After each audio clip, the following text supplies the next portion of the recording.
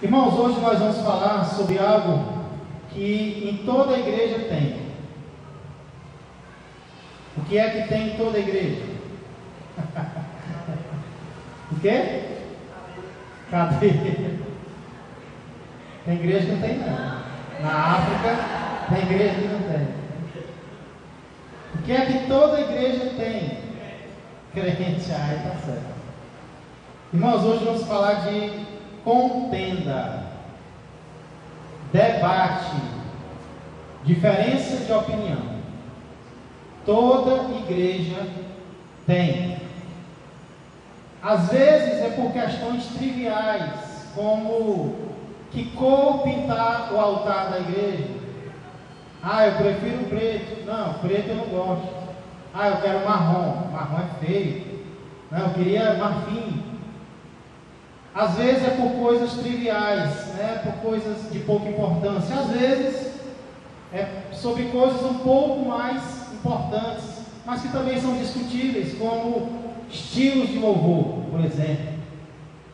Mas, irmãos, outras vezes é sobre coisas essenciais, sobre a própria salvação.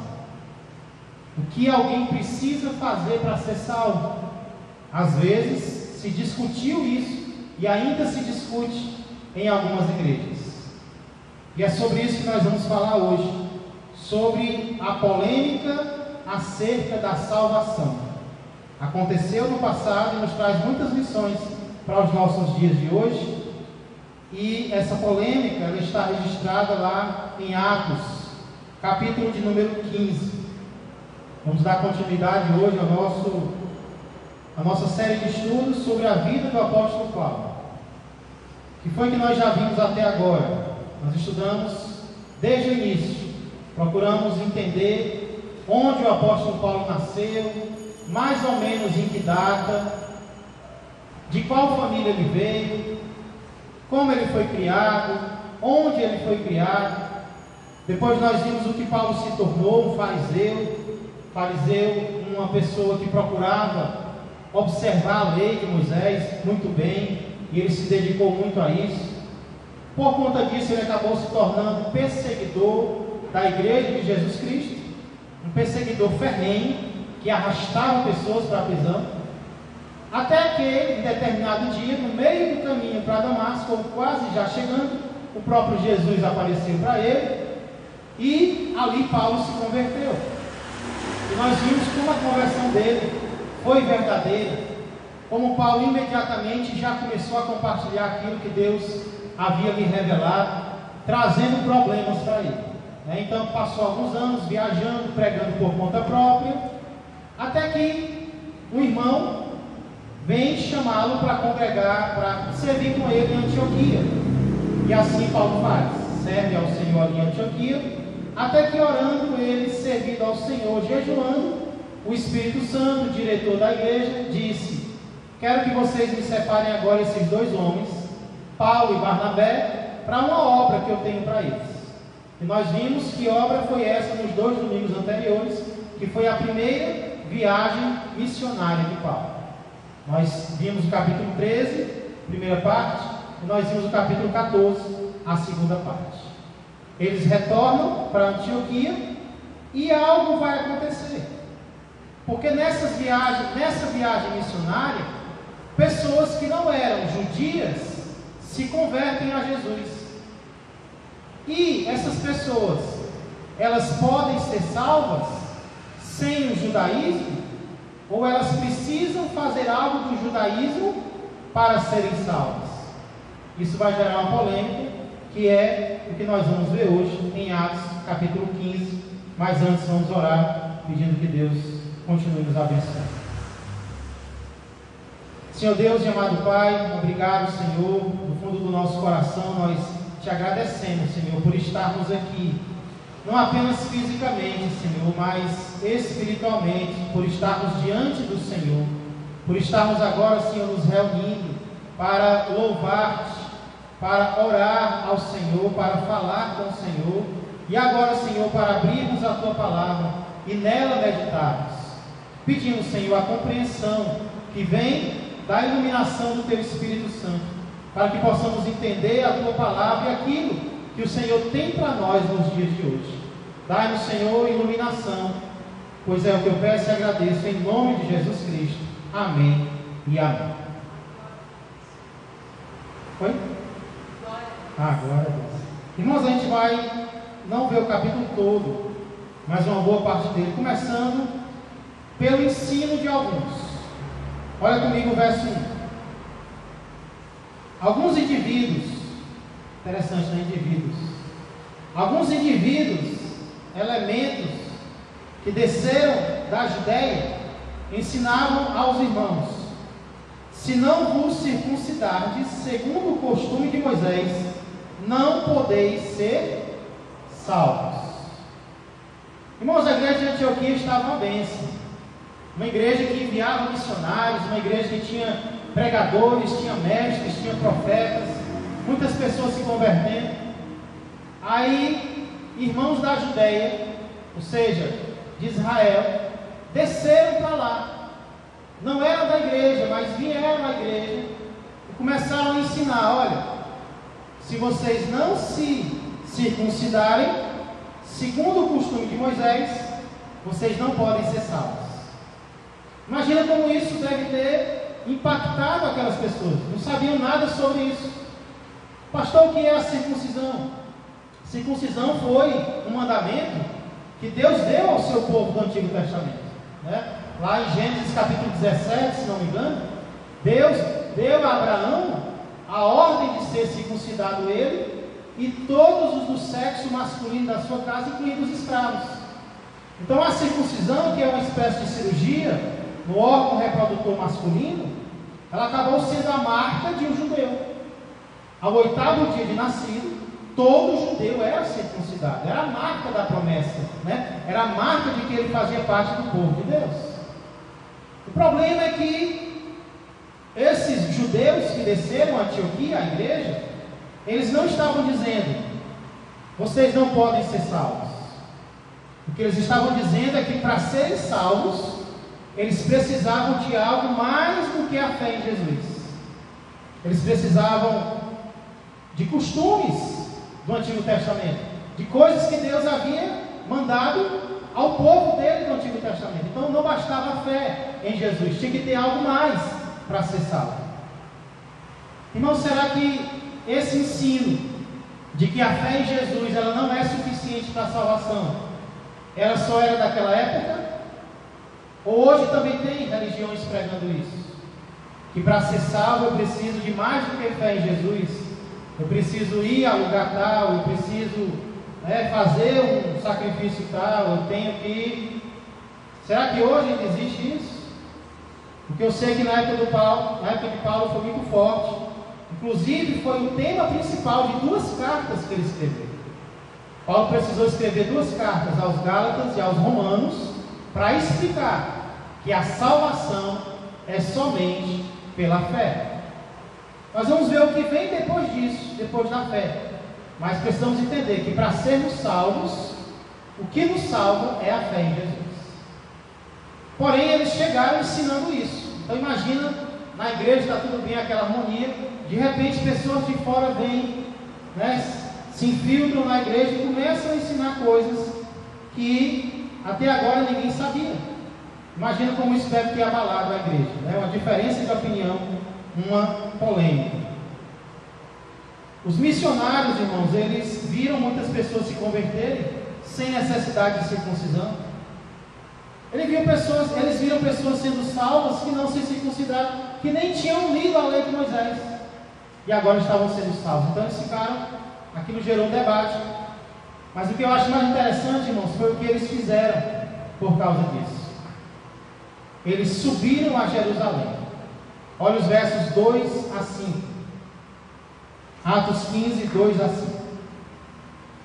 Tendo havido, da parte de Paulo e Barnabé, contenda e não pequena discussão com eles. Imagina isso, debate acalorado na igreja. Resolveram que esses 2 e alguns outros dentre eles subissem a Jerusalém aos apóstolos e presbíteros, que eram os líderes, apóstolos e presbíteros, seriam os pastores, com respeito a essa questão.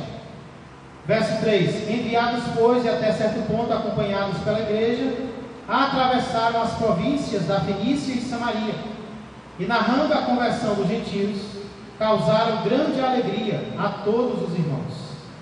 Tendo eles chegado a Jerusalém, foram bem recebidos pela igreja, pelos apóstolos e pelos presbíteros, e relataram tudo que Deus fizera com eles. Verso 5: e surgiram-se, entretanto, alguns da seita dos fariseus que haviam crido.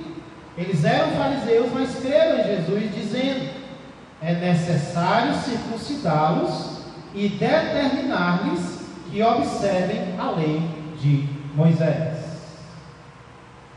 Irmãos, Paulo e Barnabé decidiram subir à igreja mãe.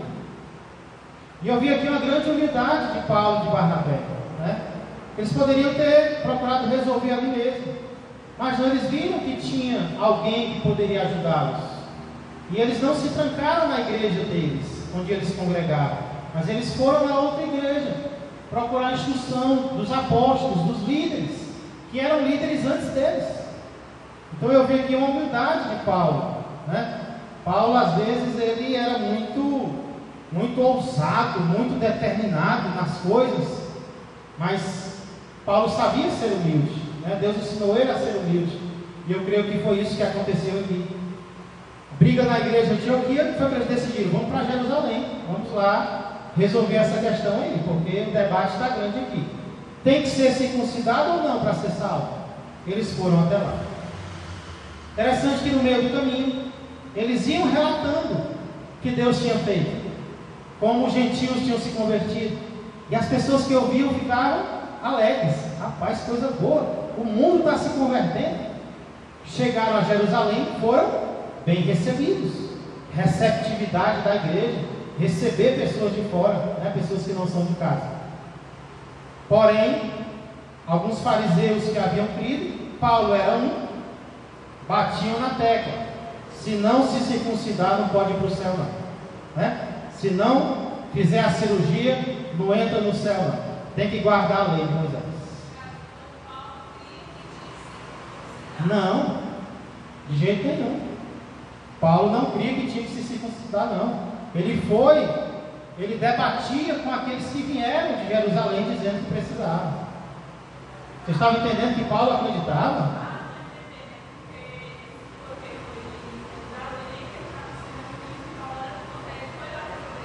É porque Paulo, pelo que parece, Paulo pensava que tinha sido a igreja de Jerusalém que tinha mandado eles para ensinar sobre isso. Ele vai até falar lá em Tiago, né? Mas não foi. Paulo não era a favor disso. Mesmo tendo sido judeu, ele não cria que era preciso ser circuncidado para ser salvo. Inclusive, ele vai falar muito contra isso em Gálatas. Vai falar muito forte, né? Vocês se desviaram tão rapidamente do evangelho que eu preguei para vocês. Então, não era Paulo, ele foi lá porque ele queria resolver a questão. Ele e Barnabé queriam resolver a questão. Ok? Entendido? Nesse momento, irmãos, nós ouvimos uma palavra da parte de Pedro. Ela se encontra nos versos 6 a 11. Verso 6 diz assim: então se reuniram os apóstolos e os presbíteros para examinar a questão. Tem que sentar e tem que conversar, né? Havendo grande debate, Pedro tomou a palavra e lhes disse: irmãos, vós sabeis que desde há muito Deus me escolheu dentre vós, para que por meu intermédio ouvissem os gentios a palavra do evangelho e crescem. Quando foi que isso aconteceu? Atos capítulo 10. Pedro é enviado à casa de Cornélio, que era um gentio, para ali pregar para ele, e a família dele se converteu. Verso 8: ora, Deus que conhece os corações lhes deu testemunho, concedendo o Espírito Santo a eles, como também a nós nos concederam. Pedro está dizendo que tem nenhuma diferença entre nós e eles. E não estabeleceu, verso 9, e não estabeleceu distinção alguma entre nós e eles, purificando-lhes pela fé o coração. Agora, pois, por que tentais a Deus, pondo sobre a serviço dos discípulos um jugo que nem nossos pais puderam suportar, nem nós? Mas cremos que fomos salvos pela graça do Senhor Jesus, como também aqueles o foram. Irmãos, impressionante o relato de Pedro aqui. Pedro, ele não cita nem o texto bíblico. O outro que vai falar vai citar. Pedro apela para quê? Para a experiência que ele teve. E nós temos que ter experiência com Deus e podemos compartilhar, irmãos, as experiências que tivemos. Pedro disse: olha, vocês sabem que há muito tempo Deus me escolheu para abrir a porta aos gentios. Como eu disse em Atos capítulo 10, ele fez isso. E aí o que Pedro diz é que ele viu o Espírito Santo descer sobre eles, os gentios, como havia descido sobre eles, os judeus. Como isso aconteceu? Por meio da circuncisão? Por meio de um ritual? Não, por meio da fé em Jesus. Então ele pergunta: por que nós vamos colocar sobre os outros uma carga que nem nossos pais e nem nós conseguimos carregar? Porque a lei, irmãos, o povo do Antigo Testamento não conseguiu guardar, não. Para ser salvo, não. Os judeus nos dias de Paulo também não conseguiram. Então Pedro diz: por que nós vamos lançar sobre os outros uma carga que nem nós conseguimos suportar? Mas pela graça de Deus, tanto eles são salvos, como nós também somos. Então foi uma palavra muito boa que deu para já ir preparando o ambiente, né, para mostrar que realmente não é pela guarda da lei que ninguém vai ser salvo. Aí, no verso 12, os missionários Paulo e Barnabé recebem a oportunidade de falar. O verso 12 diz assim: e toda a multidão silenciou, passando a ouvir a Barnabé e a Paulo, que contavam quantos sinais e prodígios Deus fizera por meio deles entre os gentios. Mais uma vez aqui, conta milagres, conta prodígios, coisas que quem fez, irmãos? Quem é que opera milagres? Quem é que opera prodígios? É Deus. Mas ele diz por meio deles. Então nós vemos aqui que é Deus quem faz, mas Deus faz usando alguém. Nós temos que nos colocar à disposição para sermos usados pelo Senhor. Porque quem faz é Ele, quem opera é Ele, mas Ele opera através de instrumentos. Ele opera através de quem se permite ser usado ou ser usado por Ele. E aí, quando os missionários terminam, nós temos o parecer de Tiago. Tiago é como se fosse um líder, uma espécie de líder naquele momento da igreja. Então nós vemos isso nos versos 12 a 21. Oi? Sim, pelo que tudo indica, esse Tiago aqui é o Tiago, irmão do Senhor. Existe debate sobre isso, porque tem vários Tiagos na Bíblia, né? Se não me engano, 5. Mas o mais provável é que esse tenha sido o irmão do Senhor.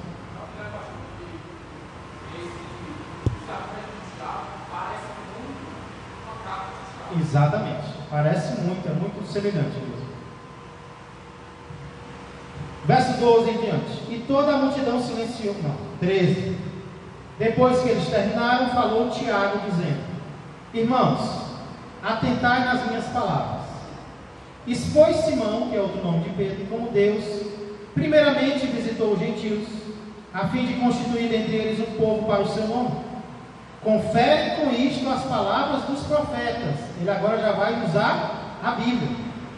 Confere com isto as palavras dos profetas, como está escrito: cumpridas estas coisas, voltarei e reedificarei o tabernáculo caído de Davi, e levantando de suas ruínas, restaurá-lo-ei, para que os demais homens busquem o Senhor de toda a terra criada, e também todos os gentios sobre os quais tem sido invocado o meu nome, diz o Senhor, que faz estas coisas conhecidas desde séculos.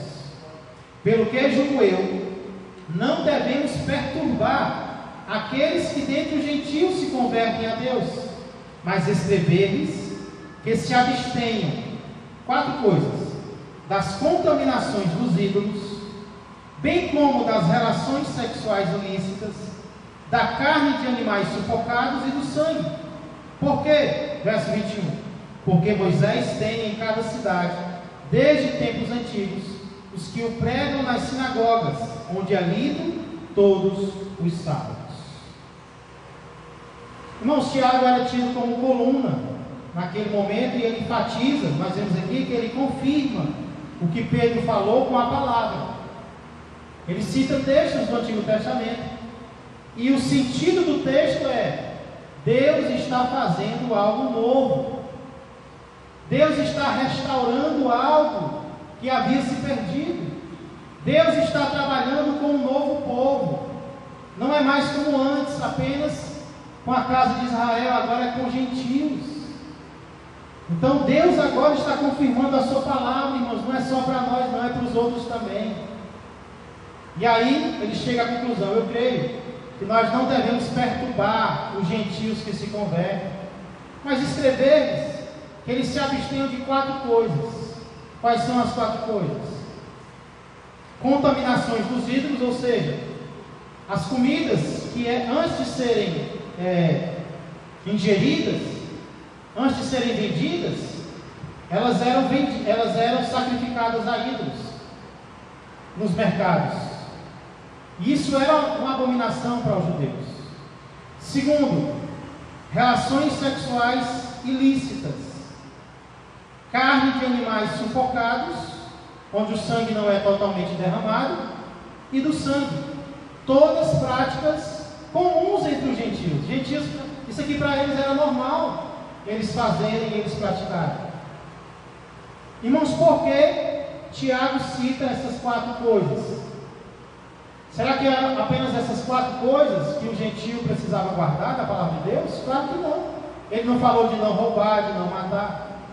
Eu creio que ele cita essas 4 coisas primeiro, preste atenção, porque as 4 estão citadas em Levítico capítulo 17 e capítulo 18, que era uma parte da lei que os judeus, eles procuravam guardar muito, eles zelavam muito pelo sangue, não ingerir sangue, relações sexuais ilícitas. O que era isso? Às vezes parentes se casando, para eles era ilícito isso, não podia.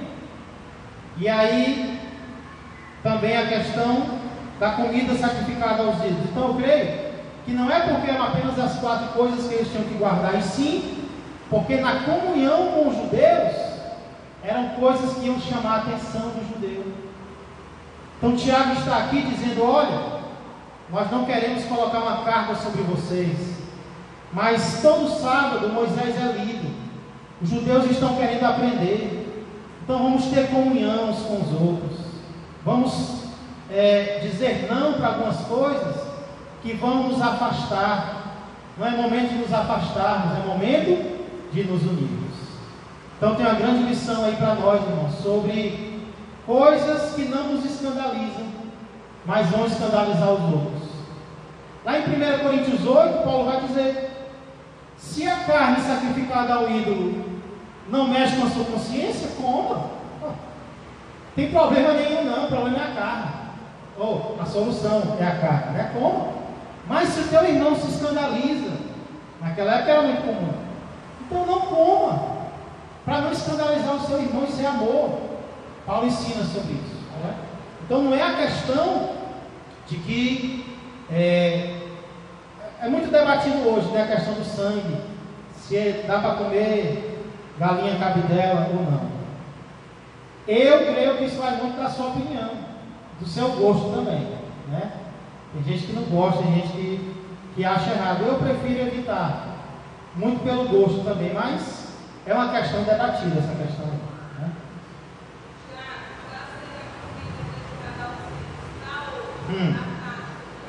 Certo. Eita, foi logo em cima, né?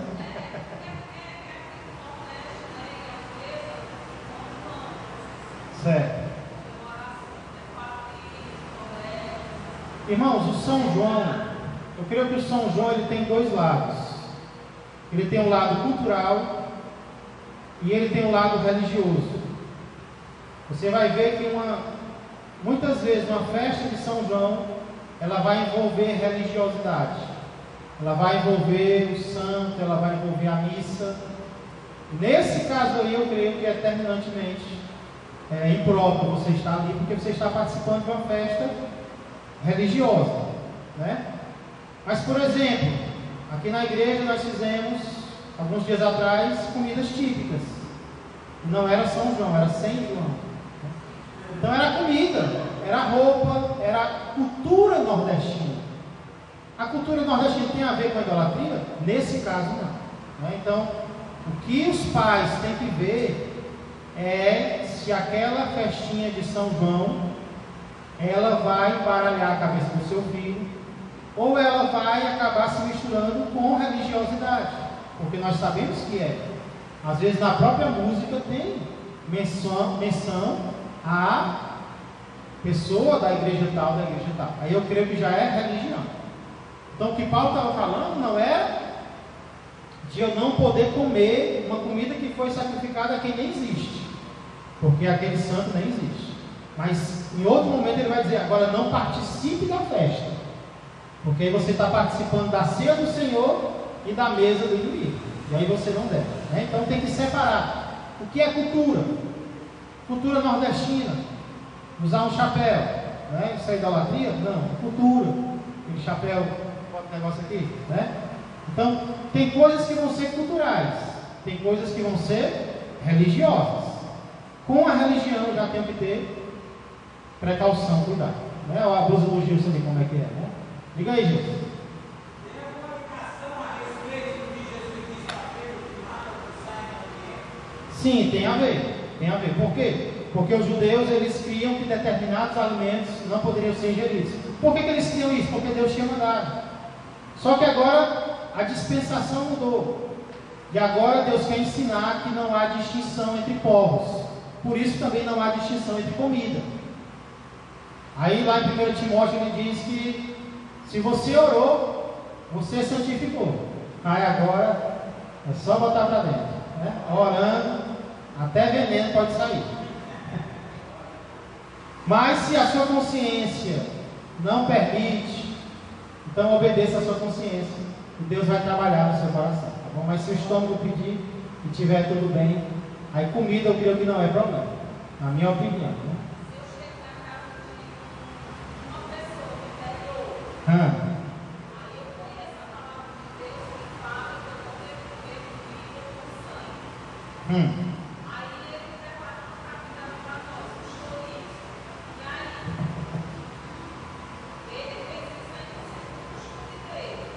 O problema não é ele. Nesse caso, o problema é você. Se a sua consciência não lhe permite, não faça. Obedeça. Ah, mas o irmão faz. A consciência dele está permitindo, a sua não. Como eu disse, esse é um assunto debatido. Porque aqui é como se os apóstolos proibissem. Mas na frente Paulo vai dizer que não tem problema. Então parece que a questão aqui era o momento em que eles estavam vivendo. As pessoas com quem eles estavam vivendo naquele momento, né? Futuramente, Paulo vai dizer que não tem problema.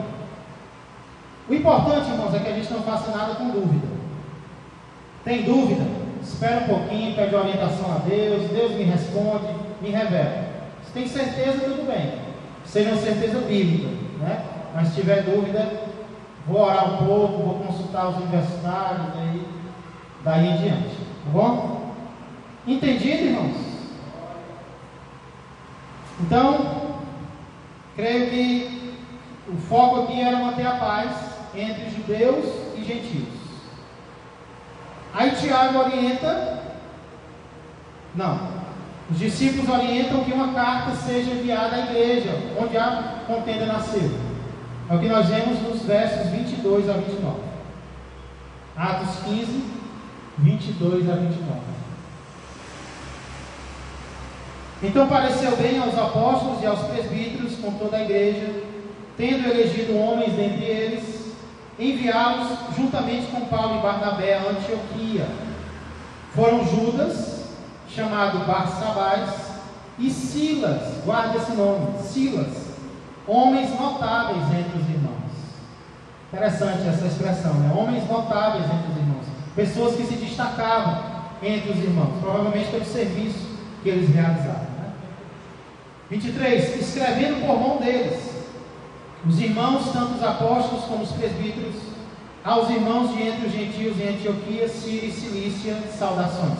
Essas eram cidades que eram governadas pela mesma região romana, Antioquia, Síria e Cilícia. 24. Visto sabermos que alguns que saíram de entre nós, presta atenção, sem nenhuma autorização, vos têm perturbado com palavras, transtornando a vossa alma, pareceu-nos bem, chegados a pleno acordo, eleger alguns homens e enviá-los a vós outros, com os nossos amados Barnabé e Paulo, homens que têm exposto a vida pelo nome de nosso Senhor Jesus Cristo. Enviamos, portanto, Judas e Silas, os quais pessoalmente vos dirão também estas coisas. Olha o verso 28 e 29, irmãos. Isso aqui é a carta. Pois pareceu bem ao Espírito Santo e a nós não vos impor maior encargo além destas coisas essenciais, que vos abstenhais das coisas sacrificadas a ídolos, bem como do sangue, da carne de animais sufocados e das relações sexuais ilícitas. Destas coisas fareis bem se vos guardardes saúde ou saudações, né? Aqui, irmãos, nós vemos que eles fazem uma comitiva e com eles enviam uma carta resumindo a decisão. E me chama a atenção mais uma vez o papel do Espírito Santo, né? Pareceu bem primeiro ao Espírito Santo e depois a nós, né? Então o Espírito Santo continua sendo o diretor da igreja. Ok? Só faltava agora a leitura da carta, que é o que nós vemos nos versos 30 a 35. Eles voltam para Antioquia. Paulo e Barnabé não vêm sós, eles vêm com dois sujeitos, chamados Judas, que não é aquele que se enforcou e ressuscitou, viu? É outro, e Silas. Vamos ler a carta, irmãos. A leitura da carta, versos 30 a 35. Os que foram enviados desceram logo para Antioquia e, tendo reunido a comunidade, entregaram a epístola.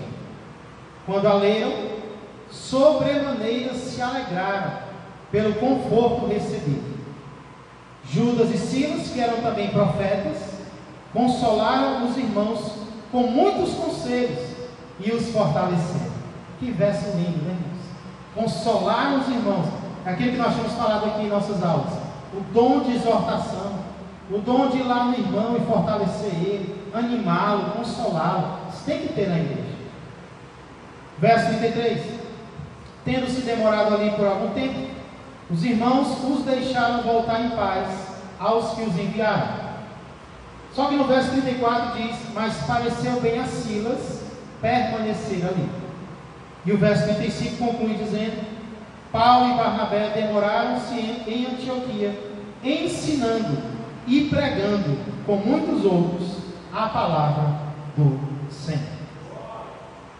O que nós vemos aqui, irmãos? A paz voltou. A paz que estava quebrada pela contenda, pela diferença de opinião, voltou com essa carta. Os que vieram com Paulo e Silas exerceram os seus dons e depois voltaram para Jerusalém. Mas Lucas, no verso 34, está escrito de vocês que Silas ficou? Tá? Mas pareceu bem a Silas permanecer ali. Vamos falar muito de Silas a partir do capítulo 16. Vamos saber porquê no próximo vídeo. Paulo e Barnabé continuam ensinando e pregando a palavra do Senhor. Ufa, né? A paz retornou. Glória a Deus. Que lições nós podemos aprender de tudo isso? Anotei algumas aqui, mas antes eu quero ouvir se você tirou alguma lição de tudo isso e quer compartilhar.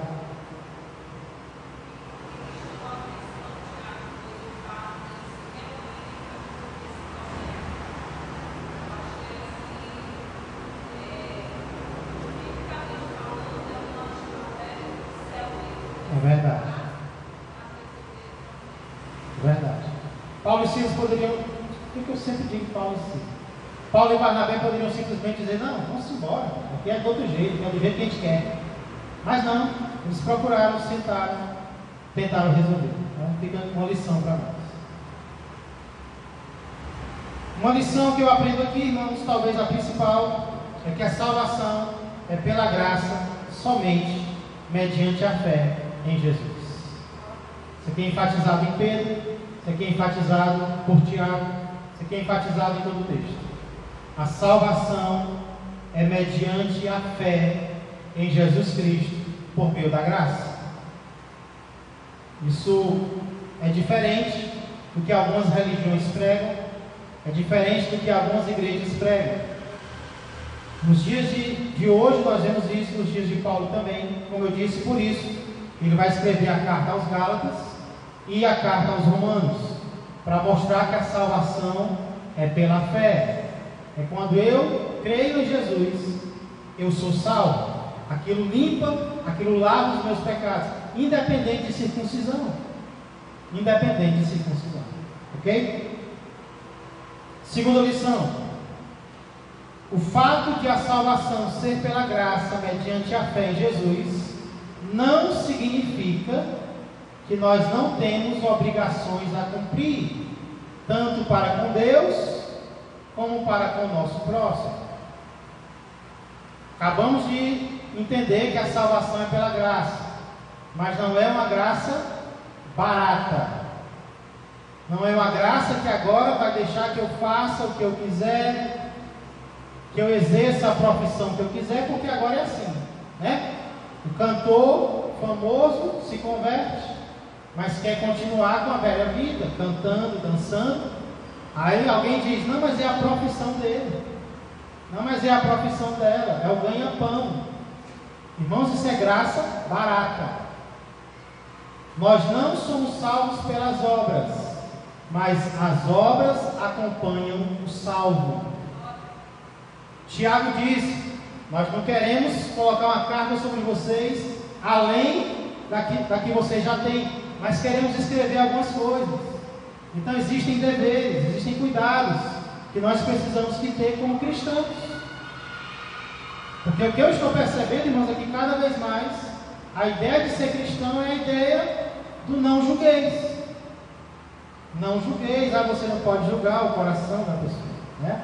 Recentemente, inclusive, eu fui comentar algo que aconteceu com uma pessoa famosa, e eu falei com amor, irmãos, eu sei que eu falei com amor, mas a chibatada que eu recebi foi, não julgueis, não julgue a pessoa. Aí eu coloquei, então não julgue quem julga. Você não pode me julgar porque eu estou julgando. Ore por mim, me ame, né? Irmãos, nós não podemos nem dizer algo em amor, nós não podemos tentar orientar alguém, né? Dizer que é melhor assim ou assado. Esse evangelho aí não é o evangelho que nós vemos aqui. Nós vemos que a igreja se reuniu e colocou alguns deveres para serem feitos. Como cristãos nós temos, irmãos. Temos que ter cuidado com esse evangelho que nos liberta para fazer o que quiser. Isso é libertinagem, não é liberdade. Nem na nossa casa é assim. Nossa casa tem regras, tem critérios. Aí no reino de Deus não vai ter, né?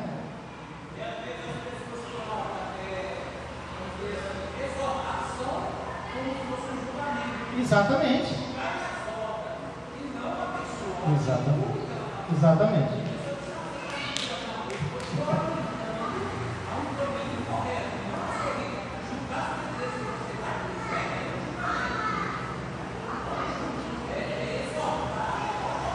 É verdade. Irmãos, o que eu comentei foi essa questão de estar dizendo que todo mundo está indo para o céu, está indo para o céu, né? O cantor famoso morreu, já está no céu com a auréola e tudo. O que eu comentei é que eu sou contra dizer que a pessoa foi para o inferno, se eu não sei como foi que ela morreu. Mas eu também não tenho o direito bíblico de dizer que ela está no céu. Com que direito eu vou dizer isso, né? Afirmar isso. E aí tem pessoas cantando para alguém que morreu, dizendo que ele está lá em cima escutando. Oh, meu Deus, vamos ter cuidado com isso. Quão a falta que pastores fazem em um momento como esse, de orientar as pessoas, né? Não foi bem visto por algumas pessoas, mas paciência, né? Vamos fazer com amor a nossa parte. Então, o fato de a salvação ser pela graça não significa que não vai ter um preço para nós carregarmos. Jesus disse: quem não toma a sua cruz e dia após dia me segue, não pode ser meu discípulo. Então eu recebo perdão pela graça, mas para eu permanecer, eu vou ter que dizer não para mim mesmo. Tem que dizer não para o meu pecado, para a minha carne, para o mundo, senão eu não vou para o céu, irmãos. Que graça é essa que não me transforma, né? Então temos que alinhar as duas coisas. Terceira, as diferenças de opinião no meio do povo de Deus sempre vão surgir. Eu vou sair dessa igreja porque as pessoas aqui discordam umas das outras. Aí você vai para qual? Porque em toda igreja vai ter contenda, vai ter discussão, vai ter diferença de opinião. Gostei mais desse louvor, não desse. Diferenças de opinião sempre vão surgir e precisarão ser resolvidas com sabedoria. Vamos sentar aqui para conversar. Qual é o seu pensamento? Deixa eu dizer o meu. Na palavra, como é que é? Tem que sentar, tem que reunir, tem que conversar, né? Eu tenho aprendido isso. Falei muito nisso, mas creio que Deus está me ensinando.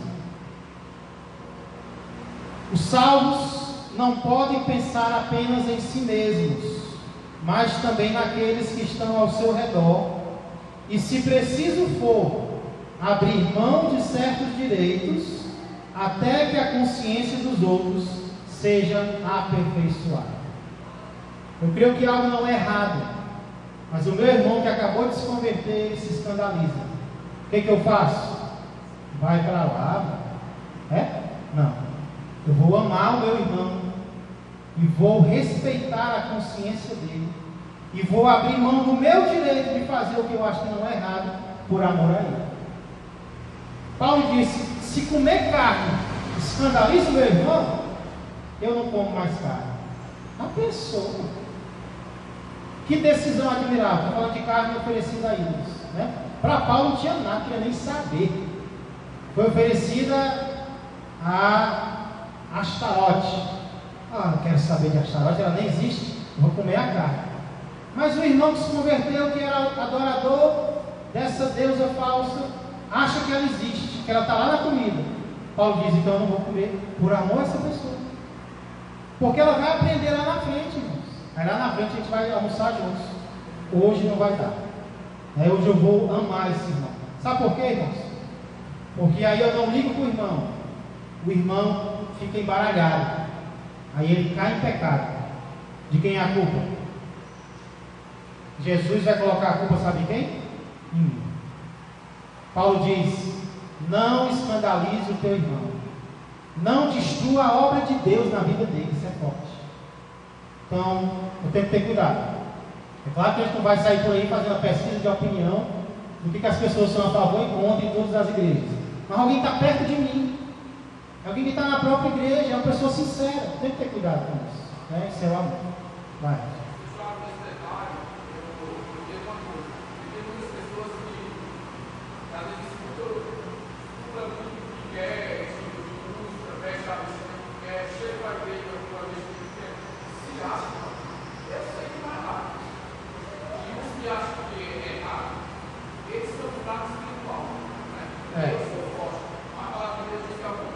Exatamente. Quem faz isso não é espiritual, é carnal. Eu ouvi um relato de um livro, e o autor, hoje ele é considerado um herege, mas foi um pastor muito respeitado no passado, e ele escreveu em um dos seus livros que a casa dele era cheia de DVDs de cantores sertanejos. E aí o irmão que admirava ele foi lá e se escandalizou. Até aí tudo bem, normal. Mas o que me admirou foi a atitude dele. Ele não ligou, ele não se preocupou com o irmão, disse que era um direito dele, a Bíblia não condenava e pronto. Então eu creio que a nossa atitude vai contar muito, né? A maneira como a gente recebe aquilo.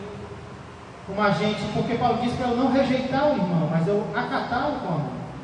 Então às vezes é uma diferença de opinião. Como é que eu devo agir em diferença de opinião? É desprezar a pessoa? Não, sua opinião é essa, a minha é essa. Não.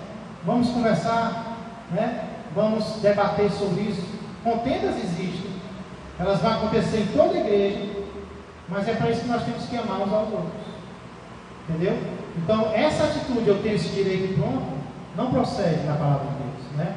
Algumas vezes eu vou ter que me vestir pensando em para quem eu vou pregar. Às vezes eu me visto pensando em para quem eu vou pregar, mas eu queria pregar aqui no Cabo não. Mas eu vou pregar, eu vou chamar a atenção, né, para uma coisa que não deve. Se vista na média das pessoas para quem você vai falar. Isso é um conselho básico, entendeu? Então existem coisas que nós vamos ter que abrir mão por amor a alguém. Mas claro que também a gente não vai exagerar de fazer tudo como os outros querem sem ensinar. Nós temos que ensinar. Não é por aí. Vamos conversar. Vamos chegar no equilíbrio, entendeu? Oi? Exatamente, eles eram nossos corrigentes. Sim, todo extremo é perigoso.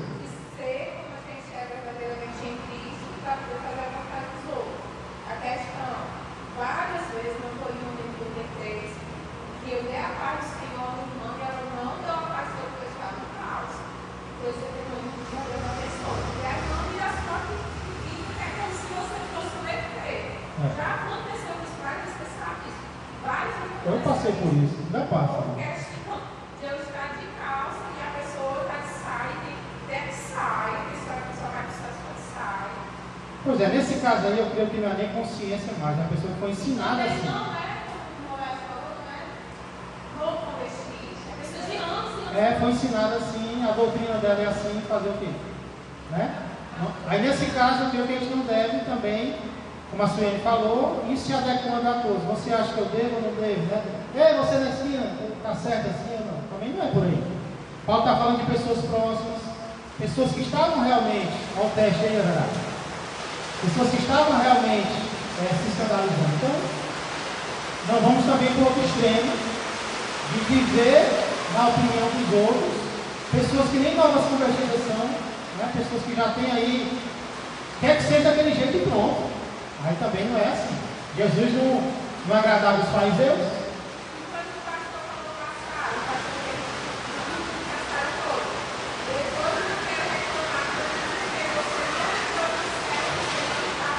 Aí já é isso aí desceu da Judéia, né? E foi que a senhora falou, tem um pastor que disse assim, o povo caçado ouviu. Depois vocês não reclamem se não entrarem no céu, porque não estão usando saia, coisa. Aí, meu filho, aí é descer da Judéia, né? Para dizer que tem que usar saia para ir para o céu. Aí, irmãos, temos que ter cuidado com algo que acrescenta critérios para sermos salvos. Aí tem que ter cuidado.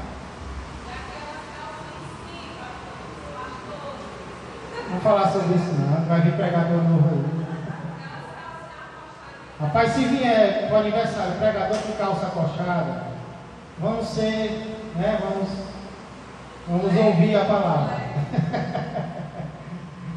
Tem uns pastores agora usando as calças acochadas. Né?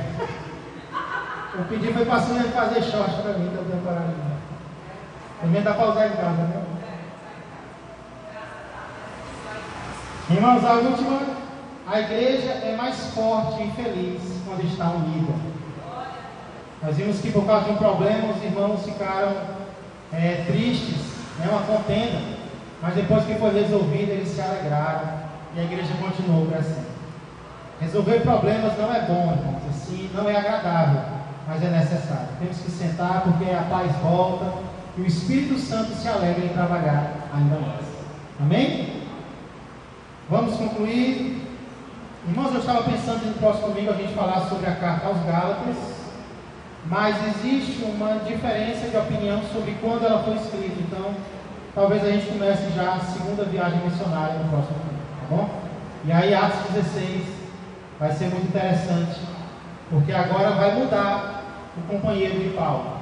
Não vai ser mais Barnabé, vai ser. Amém? Vamos ficar de pé.